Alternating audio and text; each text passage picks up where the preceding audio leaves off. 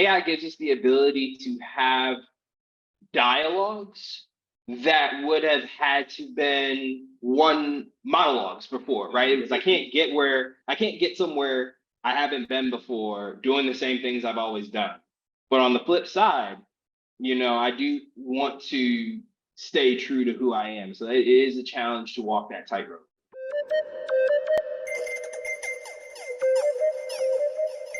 Greetings and salutations, good people. My name is Ernest Comer III. It's the Pancakes from Scratch podcast. I love talking to good people doing good things. Today is no exception to the rule. I got the Cameron Clarkson with me today. It's good to see you, sir. How's everything going? Everything is everything. Everything is moving fast and moving right along in our world. So thank you for having me here. Absolutely, man. Absolutely. I appreciate you making the time. I know you've been busy. I know you got a lot of things moving. And what I like to start with before we really dig in is just what's giving you energy this week? Man,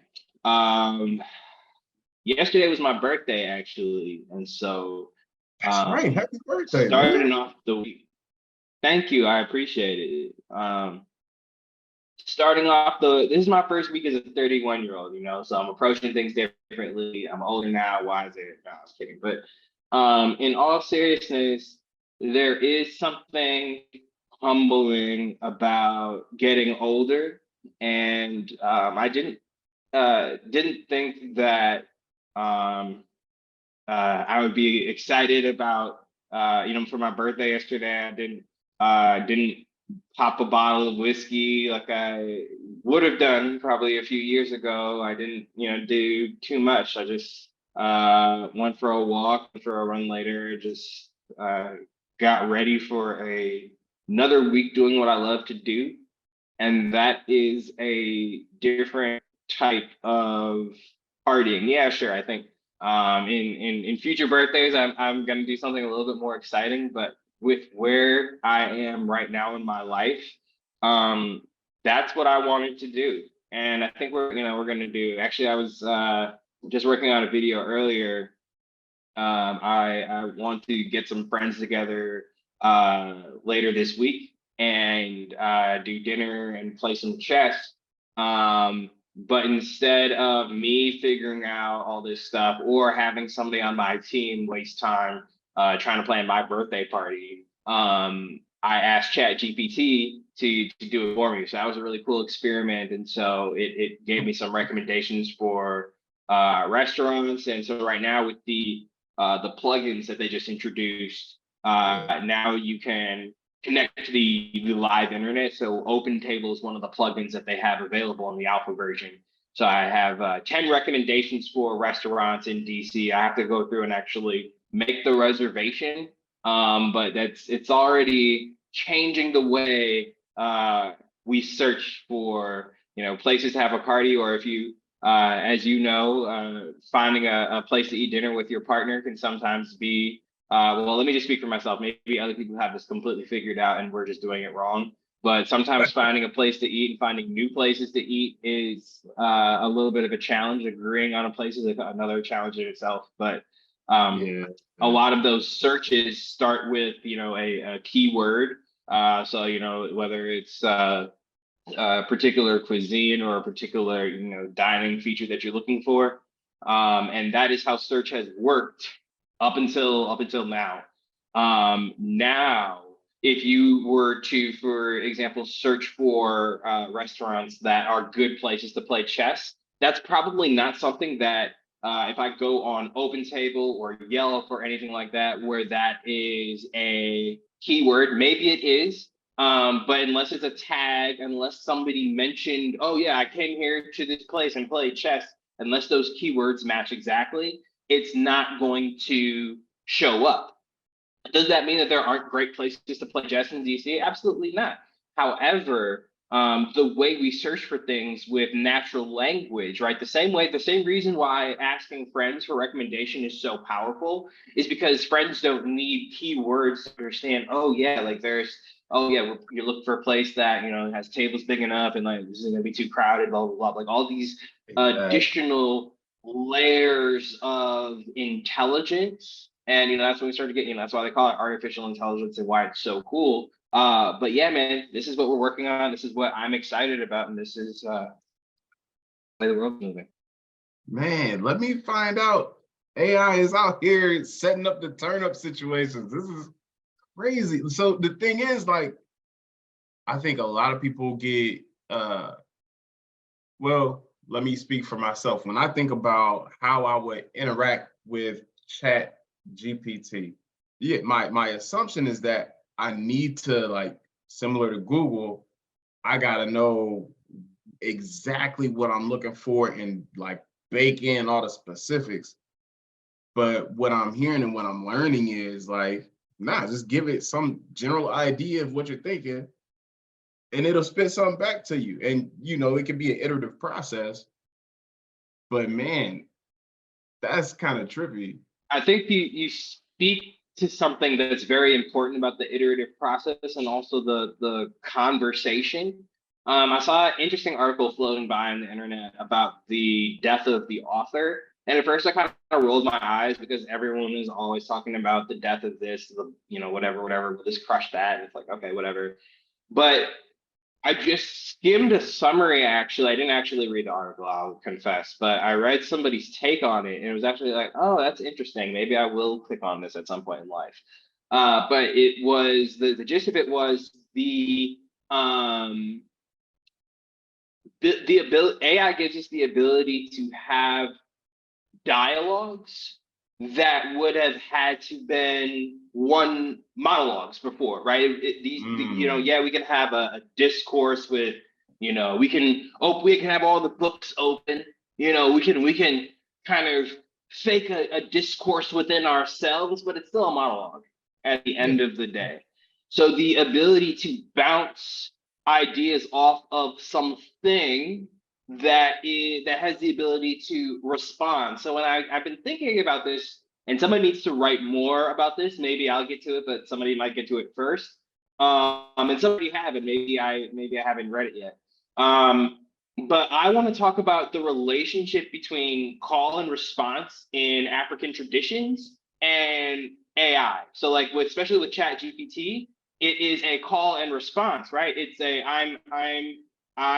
I'm putting in a call and then I get a response back. Like if you know basic software, a lot of how information travels is with API calls. So with a lot of software that's built on top of OpenAI's API, it's literally an API call and you get a response. But when I think about like my mom has spent excuse me, many years working at Harvest Prep, Best Academy in Minneapolis. And if you go and into any classroom and you want to get the attention of the students, you say "I go," and the students respond "Ame," and it's call and response, right? And it's built into our tradition.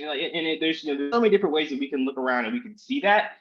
But when I think about how AI is changing the game and what it really means, especially for Black people, and what it means in terms of having a dialogue or a conversation.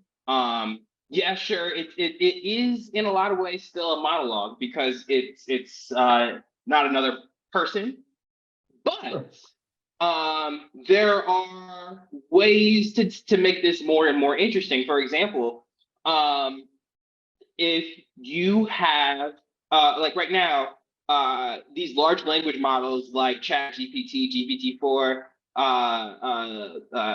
whatever, pick your model. These language models are brains in a bottle, and that's cool. That's great.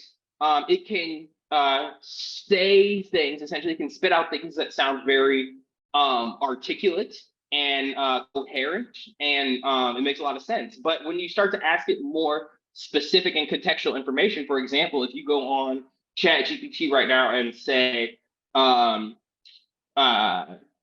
need help promoting my book, or let's take this, I need help promoting my podcast.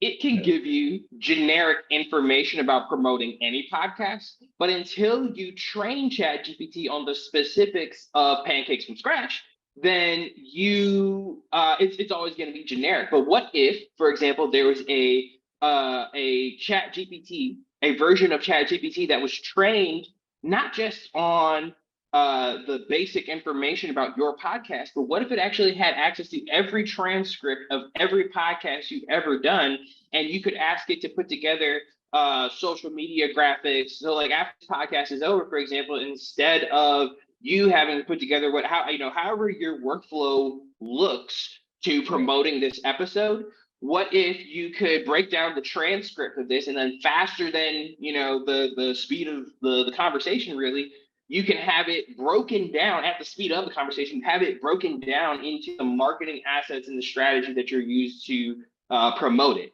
That's where we're going, right? So as Zoom calls are being conducted, there are already plugins that are recording and transcribing Zoom calls, pulling out sentiment from the phone call, so you can find action items. You can find what are they called, nouns, if there's key things that need to be brought up in the next meeting. You have tools that are right now summarizing Zoom meetings, and that's kind of at the general level. And as you get more and more contextual, there's more to do with that information. And when you think about what stops more work from getting done, and not just work from getting done, because there's always work to do, but what stops more benefits, what stops more good from being done? Work is one thing, but the goal here is not for us to spend more time working or to do more work, but to get more good done. And if we can work less in the meantime, I think that's all a win-win-win-win. But it's in the changing hands of information. It's the recording of the Zoom transcript, going to the graphic designer, going to the social media coordinator. And if that person is all you, then it still takes bandwidth to be able to switch the hats, and then let alone build the skills to do that. So you know what it's like to have this infrastructure to pump out good quality content. It's not as simple as jumping on a Zoom and kicking it with the homies, even though it is a blessing to be able to have conversations with people and change the world with that. But there's more to it. There's more to the sausage being made. And when I think about how AI can become more meaningful for people, it's in helping people like you go from raw input to polished output product faster and easier. So it's exciting. What's super powerful, I guess a revelation for me in the span of this conversation is the difference between a monologue and dialogue, right? And like recognizing that in a monologue, I'm the only source of information and insight. But with AI, now there are multiple sources of information and insight. And so it like more than just being conversational, it's a conversation. Yeah. And like it's crazy. And it's so funny. Have you ever tried to play devil's advocate for yourself? Yeah. It's very hard. It's I think it's actually physically impossible, because you can only be on one side at a time, and you're gonna have to constantly run. If you can imagine, like running from one side of the table to the other, and it's like playing yourself a chess. It's like but it's not gonna be that great. You could constantly try to find the best move, sure, but how objective are you gonna be? I don't know. But what if you could train a version of yourself to be devil's advocate? What if you could train, or yourself, right? Because not be yourself, but what if you could train like an artificial version of yourself to play devil's advocate in an argument? That's one of the ways that people are using AI. What if you could train a chatbot what if you get nervous before job interviews, and you could train AI to help prepare you for a job interview. It's as simple as when you go in something like ChatGPT, giving it a prompt and saying, hey, you are a job interview, give me 10 questions that I might face. And you can get more specific or less specific with the prompts, but it's all about how we train. And it's important to understand that you're not training Chat GPT. It's a large language model that the P stands for pre-trained. So you're not training it, but you are prompting it. And it's important, people kind of throw it around interchangeably in popular language, and that's fine. But just understand you are prompting the pre-trained model with information to give you the output that you want. So one of the ways that I have used it recently is before I went up to Howard, I wanted to know, first of all, I was asking my wife, do you think that's where my hat forward? I was just like, I'm trying to be cool on campus, but she was like, "Why not take out something?" But I was like, I asked ChatGPT to role play as a senior, a junior or a senior at Howard, and ask me some questions that you might be thinking about for if you want to turn your passion into a business. So I wanted to make sure that I had been thinking about okay, these are some questions that I might face. I wrote out some on my own, but the perspective is always going to be I'm thinking about when I was in college, and it's not perfect, but some of the questions were pretty spot on with the questions that I got. What is the passion economy? What how do I get involved? Like some of the basics there, and then again, the ability to dialogue with it. If I wanted to take it further and ask deeper questions, I could. But once I had that general idea, that was enough for me. The important thing to understand is that if you can prompt well, and this is where it's not accurate to say you can kind of just put in whatever and you'll get something out. That it is accurate, it's true, you will get something out, but there is now even more importance in understanding the context of the information that you want to get out. Okay. There is a degree where the AI can meet us where we are at, but it can only do what we ask it to do. So if we don't have the if we don't have the ability to ask good questions, then we're not going to be able to get good answers. I just watched somebody build an entire video game with ChatGPT, like an entire video game from scratch. Like it looked cool. Like you can go on YouTube and see people doing similar case studies right now. And this dude, one of the things that made it super interesting is this guy had no coding experience. Like he, by the end of it, he was like, yeah, I have to say, like, I do know a little bit of something because it kind of taught me through this process. But he was not a developer by any stretch of the imagination before starting this. And by the end of the video, he put in a good few hours. I don't know how many actual labor hours it was, but he cut the video and then came back and he had something that was like, whoa, that's hot. Man, okay.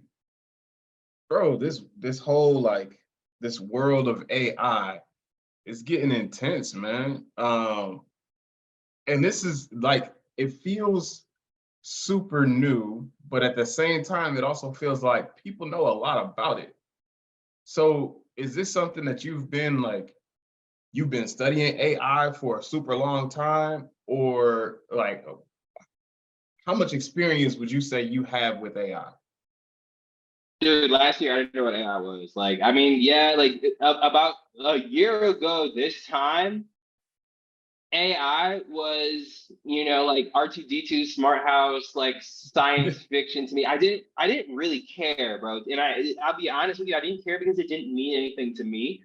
My passion for a long time has been the passion economy. How do you turn what you're passionate about into a business that you can run from anywhere, whether if you want to run from a beach or a coffee shop, whatever else? How do you do that? But it's funny because AI wound up being a piece of the puzzle that's been really missing for it really clicking and taking off. that now the passion economy makes more sense and is more relevant than ever. And that's kind of it all comes full circle. But did I study AI? No. Like I went to Howard to study politics, and what I wanted to do was help Black people get a little bit more free, and how I thought that was going to manifest, and what I thought I was going to spend my time doing, community organizing, like all these other things. That sure, like there is a role for that, and there is part of in the work that I'm doing. There's tons of roles, but in the broader world, but in the work that I'm doing specifically, and helping people turn their passion into a business that they can use to provide for themselves and their families on their own terms. That, to me, if I can help a few Black people do that, that's a good contribution to the quest for freedom for us. The more I learned about politics, the more I learned about what I thought politics was. It's what I thought politics was, when I think about Obama's 08 campaign, the hope and change posters and all that stuff, that was messaging and marketing. And I really loved the messaging and the marketing and the strategy that went into getting Barack Obama elected. Now, the politics, that's something completely different. The who gets what, where, when, and under what circumstances, and the policy, that's something completely different. And when you go to DC and you study it, you work for the government like I did, it turned me all the way off. It really is a swamp. It really sucks. And it really is not a place for people who have big ideas and want to move quickly. The government is just not the place for it. It has its own benefits, and it does some things well, I guess. But the more I figured out, I went to my first hackathon in, I want to say 2015 in Philly. Is through my brother's keeper and the Obama initiative that they had. But it was my first big experience with a group of a lot of Black and brown people. There was some, it was pretty diverse, but racially diverse. It was just the energy, though. It was, we're here for this 48 hours, and we are going to build something cool. Like, we're going to break up into groups, and just like that energy really got me hooked on, I'm going to build something out of my passion. So from there, there was different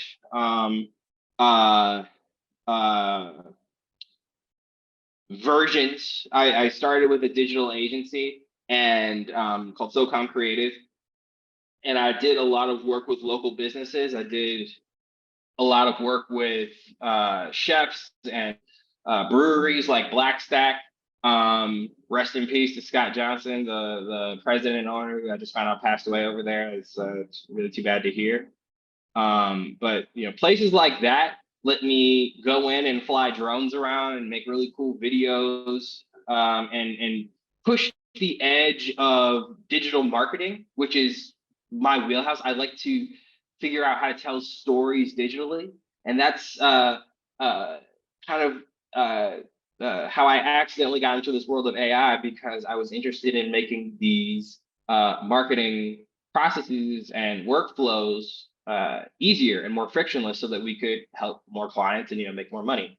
But once we got into it, and once we started to I started buying a ton of software. So if you ever use AppSumo, I was on AppSumo spending way too much money buying all these different tools that we didn't really need. It was like, walk around, find, it's like, some people get addicted to Home Depot. Like, I was addicted to AppSumo, and I guess now I'm addicted to Home Depot as well. So, and Lowe's, but like now, but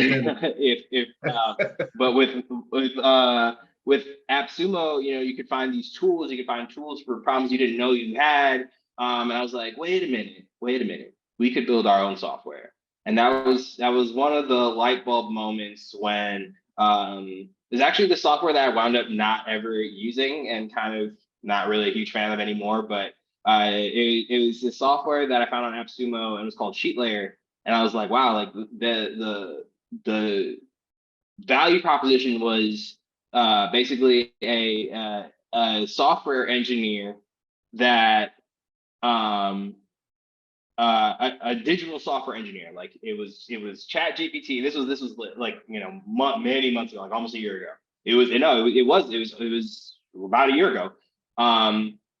Because this is kind of like the last straw, which pushed me to like be like, oh no, like we can create our own software, because one of the things that they offered was white labeling. And I was like, oh yeah, we can create something with cheat layer that we can white label it, and we'll blah blah blah. And then I learned how far they were from actually being able to really do some of the things that I said, and part of that was just my lack of understanding of how software startups work, especially at that level when you have such a lofty value proposition. And yeah, it kind of depends. But long story short, once we got in there and started trying to build something with it, it was like, this isn't going to work. But being in that group, we learned about tools like Pabbly. And so Pabbly is like Zapier, if you've heard of Zapier. But Zapier is a no-code automation platform that a lot of people use to automate their workflows. Cool. I had never really been interested in it. I didn't really understand how it applied to me. But once I got into this group and people were talking about, oh, like use Pabbly for blah, blah, blah, I was like, oh, like now I'm researching Pabbly. And we got the very first version of Book Blaster set up with Pabbly. I'll tell you exactly how it worked. We had a WordPress site where authors fill out a form about their book. That form sent that information via webhook to Pabbly. And that made an API call to OpenAI. So then OpenAI generates the response. And actually, before, in our very first version, we were using Writer, which is basically another company that was using OpenAI. So we're like the middle person. So the API would give us a response back with the landing page copy for the book, the email marketing, whatever, all the stuff that we were generating, and then it would send it to Pabbly. Pabbly sends it back to WordPress. The user they would also get an email. But all of this can be done with no code, low code, and basically just tying different softwares together. So once you kind of understand, oh, this is how putting software together is just like putting together like anything else. Like, oh, I can do this. It's kind of like what I've always been good at is inviting myself to the party. And once you get there and you realize it wasn't all that deep, you know what I'm saying? Oh, it's got fog machine. It's not really all that in VIP. But yeah, it's like, come on, bro. Like, come on, okay, step over the rope. Don't worry about that. Like it's not that deep, bro. Like, it's not that deep. And once you get into it, it's really fun. And you start to realize there's APIs for everything. There are API application programming interface. It's just how different softwares talk to each other. And like, you don't have to be a developer to really understand this. All you have to know is that there are companies that have lots of information, and you can send that information from one source to another, and you can start to think, okay, like there are weather APIs. Like you can get real-time weather if you want to build an app to show real-time weather. And even if you just want to add weather to your emails, that every email you send out, whatever, and you have kind of a local twang to whatever you're doing. There are APIs where you can make a call, you can insert the weather of the day automatically into your emails if that for some reason provides value for what you're doing. That's just like an example off the top of my head. There are APIs that provide box scores if you're into sports. There are APIs for, and then there are platforms for you to go and search groups of APIs. So like Rapid API, API Share, I believe is one of them. It doesn't matter, just Google it. Like there's tons of places to search for APIs. And here's the thing, once you have an understanding, if you go to a developer and say, hey, I want you to build me a custom platform that does X, Y, Z, they're going to charge you an arm and a leg, as they should, because you have nothing. Like even if you have like a project outline and you call yourself like, yeah, like I got really good notes or whatever, like they're going to charge you an arm and a leg because it's not to figure out the how, the what, and like the what they're actually going to put into it to build this.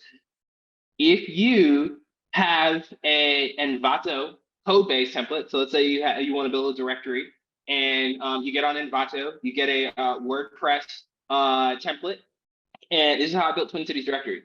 I did it myself, but let's say you didn't want to do that, you could get on Envato, and you can buy a template for let's say $60. They have some that, 59, whatever. It's less than $100.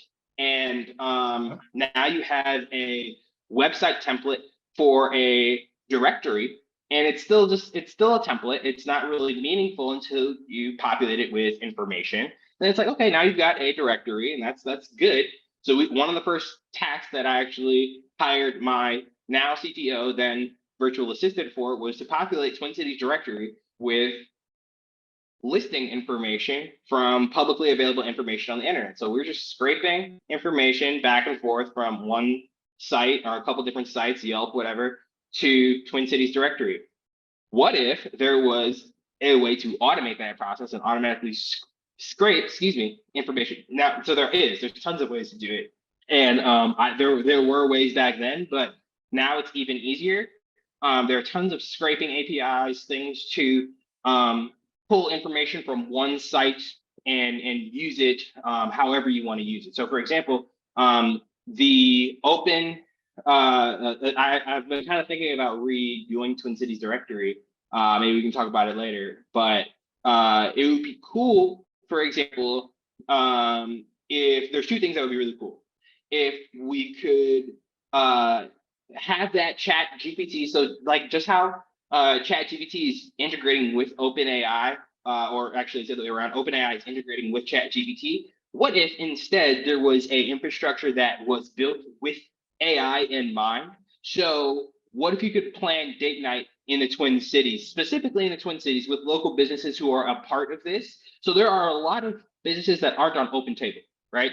There are a lot of businesses, and OpenTable, the information that they have is designed for a different age. Businesses don't make the jump, right? Netscape doesn't make the jump to Google, doesn't make the jump. Google's desperately trying to make this jump and keep up with OpenAI. We'll see. But when you talk about these major points of disruption, this is a huge opportunity for someone to disrupt the spaces like Yelp that are always, don't get me started, I'll go on that forever. But Yelp is from an age, Yelp, OpenTable, and pick your platform like that works with local businesses, particularly restaurants.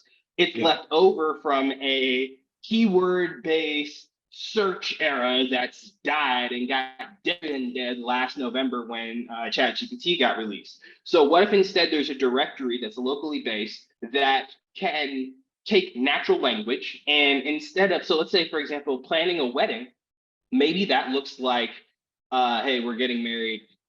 Great. What date? Tell me about the congratulations. Tell me about the what you want to see in the ceremony. We want to be small venue down by the river. Whatever else. These, you can't go on she's not DoorDash, but you can't go on Google. You can't go on any platforms. You can do this research, but you know how much work it is.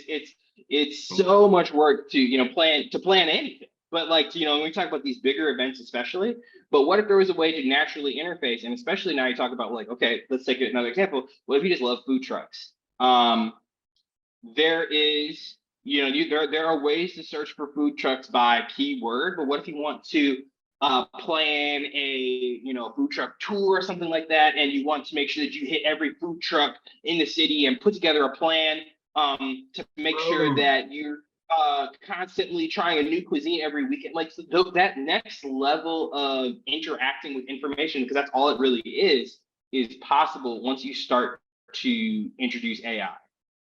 Bro, I have lost count of how many business ideas you just like. This is mind blowing when you start to really comprehend all the possibilities of what can be developed because AI exists in the way that it does with the platforms that have been developed. This is intense, man. And I'm like, at the same time, there's so much to catch up on. And I feel like people are gonna walk away from this conversation just, exponentially wiser and more informed about just understanding what API means.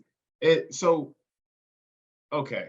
There's a lot of layers here. There's a lot of layers, but I want to get back to this because you don't just you don't just get here, right? Like you started talking about passion economy, like the source of what drives what you are doing, right? Like it's not just that you are, pursuing understanding for the sake of understanding, right? It's about actually having a real impact in a real way.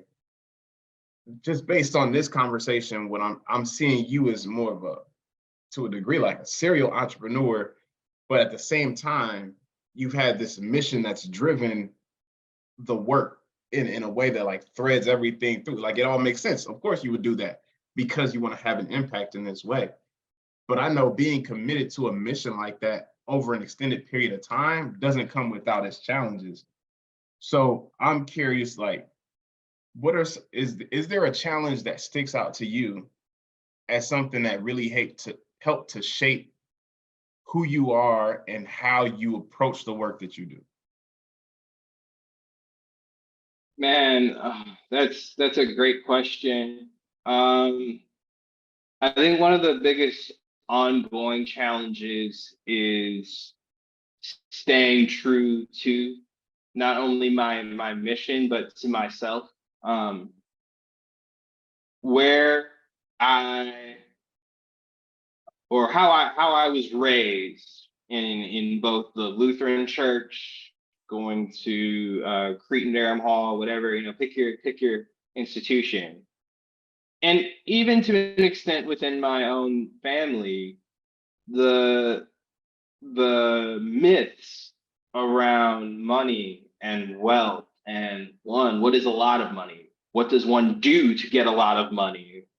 Um, what uh, ideas of value and worth, really digging into uh, what these words mean in the real world, um, has been a challenge. And what does that look like? What does that actually mean? Um, on one hand, we need resources. And when I did a lot of protesting and organizing work, the jargon is we call it resources. It's money. We need money.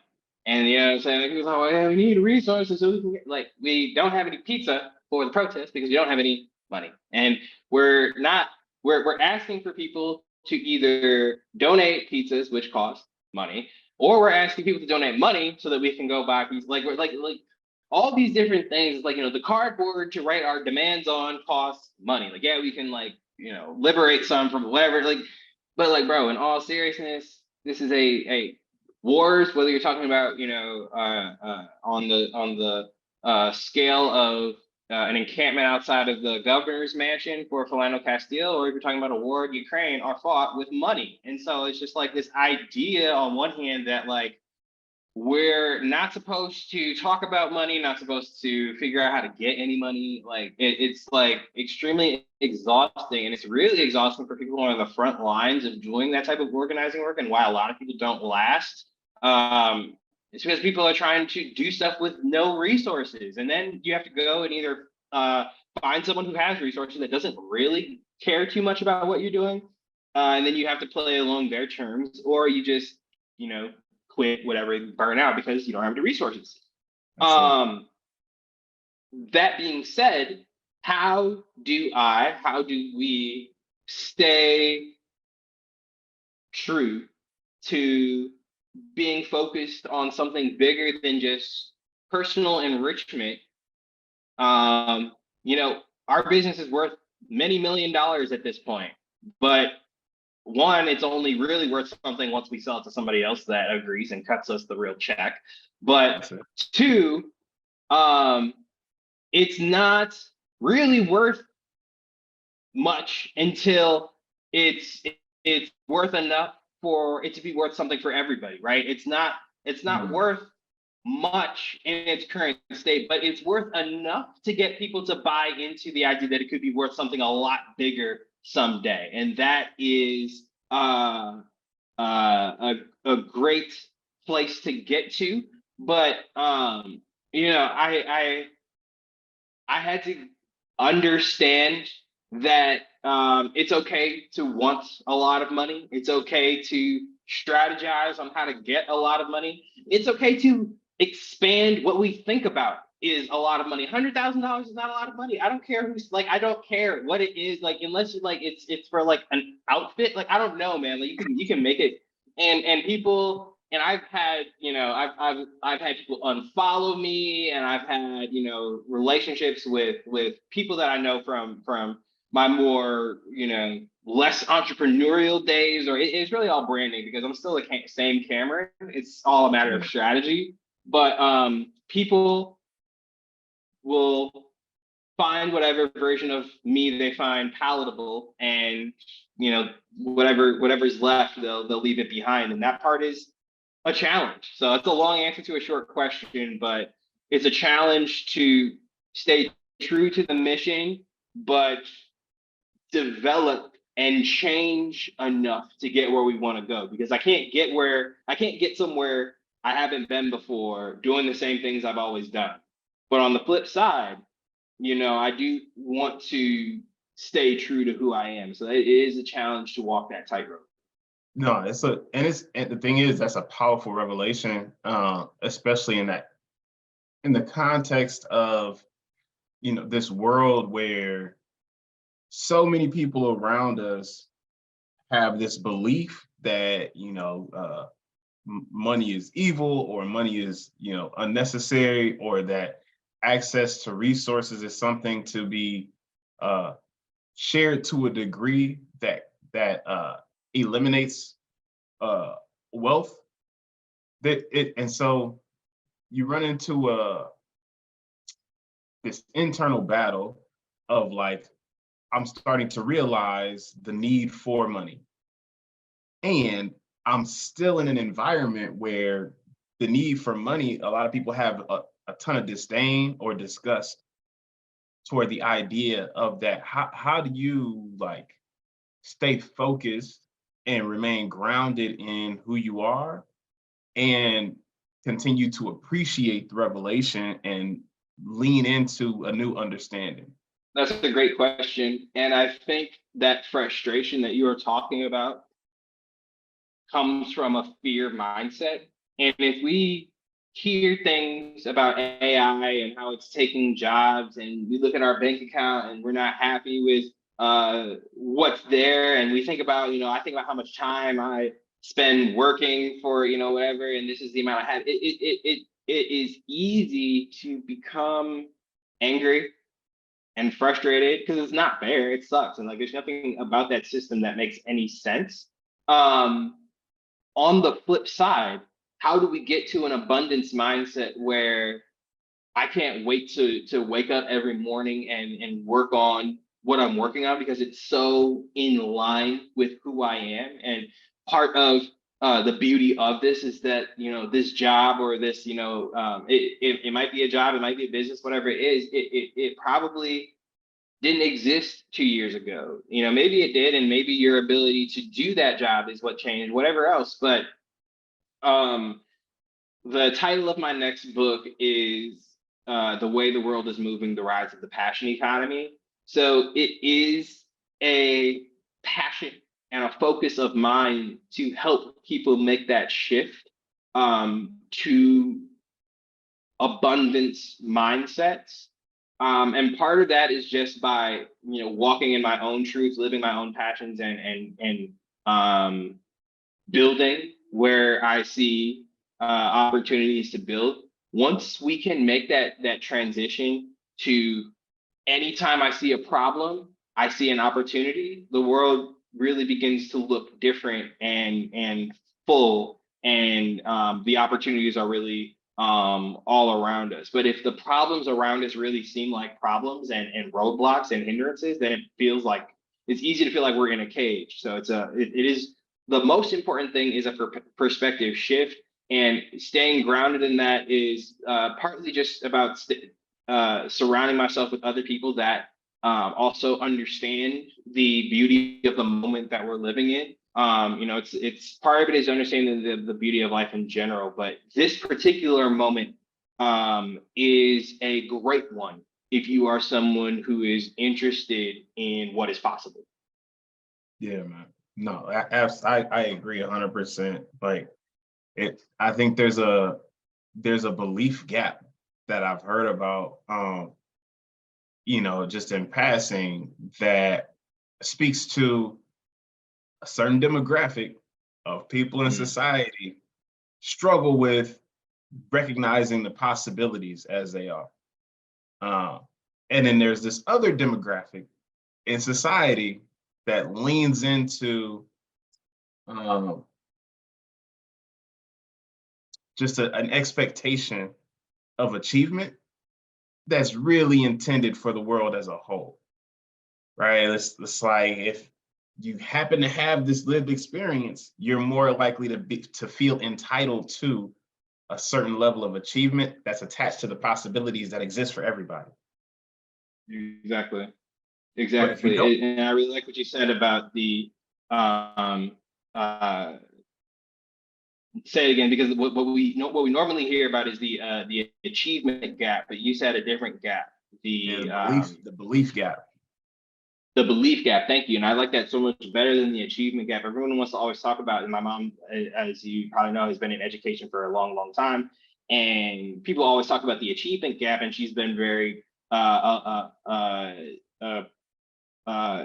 spoken out against the idea of an achievement gap between Black students and white students, and the only achievement gap that matters is the achievement gap, the gap between what a student is achieving now and what they could be achieving, right? And then when we try and compare, the gap between white, it's a myth.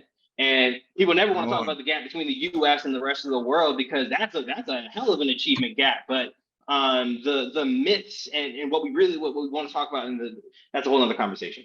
But what we want to talk about is, how do we build something better? And oh my God, I just thought build back better. I just cringe. But in all seriousness, how do we build a better system, and how do we build better systems? And I think we're on the right path, and we're asking the right questions right now. So that's the most important start. Yeah, 100%, man. When you think about the things that you've been able to engage with, the work you've been able to do, the different types of businesses you've built, is there an experience for you that sticks out as something that you have just the most gratitude for? When we switched our agency from working with hospitality space and started working with authors during the pandemic, it started off with taking some strategy calls. Started off with free and started charging something, I don't know, nothing really. But what really started us off on this path of making this the niche focus of our agency, me writing my first book, me making, ultimately building Book Blaster. It started with a lady named LaShonda, who hired us to promote her children's book, 12 Days of a Soul Food Christmas. And she had a great book. She had a great product, but what she didn't have was a system to get that book in front of the right people. The holiday season was coming up again, and she wanted to get buzz going for her book again. So we built her a sales funnel for her book, a landing page. You can go to 12daysofthesoulfoodchristmas.com and still see it. But if you go look on Amazon, though, you can see she has over 100 reviews for her book, almost completely all 5 stars. Her email list is in the thousands. I forgot exactly what it is. I'm not specifically going to share it, but she's done extremely well with her first book, and then she ultimately hired us again to do a campaign for her second book. And then she actually was our first, besides my mom, investor in Book Blaster. So that was a huge